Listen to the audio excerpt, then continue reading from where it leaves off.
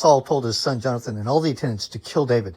But Jonathan had taken a great liking to David and warned him, "My father Saul is looking for a chance to kill you, but be on your guard tomorrow morning. Go into hiding and stay there. I will go out and stand with my father in the field where you are. I'll speak to him about you, and I will tell you what I find out." Jonathan spoke well of David to Saul his father and said to him, "Let not the king do wrong to his servant David. He has not wronged you, and what he has done has benefited you greatly.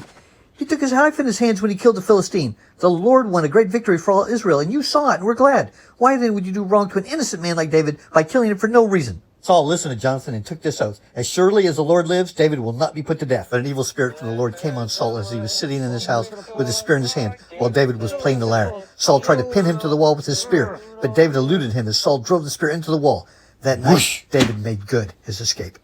David hid in the field, and when the new moon feast came, the king sat down to eat. He sat in his customary place by the wall, opposite Jonathan, and Abner sat next to Saul, but David's place was empty. Saul said nothing that day, for he thought, something must have happened to David to make him ceremonially unclean. Surely he's unclean. But the next day, the second day of the month, David's place was empty again.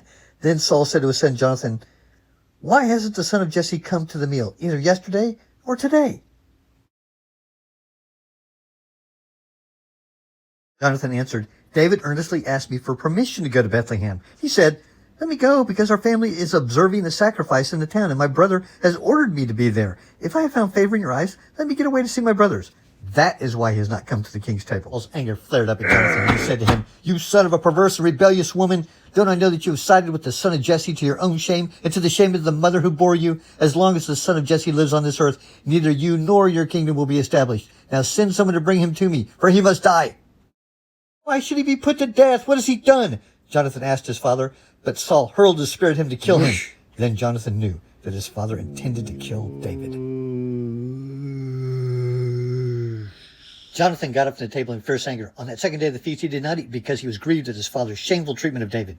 In the morning, Jonathan went out to the field for his meeting with David. He had a small boy with him, and he said to the boy, "Run and find the arrows I shoot." As the boy ran, he shot an arrow beyond him. When the boy came to the place where Jonathan's arrow had fallen, Jonathan called out after him, "Isn't the arrow beyond you?" Then he shouted, "Hurry, go quickly, don't stop." The boy picked up the arrow and returned to his master. The boy knew nothing about all this. Only Jonathan and David knew. Then Jonathan gave his weapon to the boy and said, "Go, carry them back to town." "Okay." After the boy had gone, David got up from the south side of the stone and bowed down before Jonathan 3 times with his face to the ground. Then they kissed each other and wept together, but David wept the most.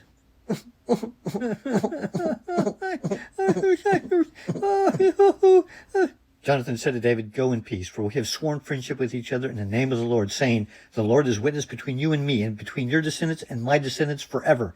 Then David left, and Jonathan went back to the town.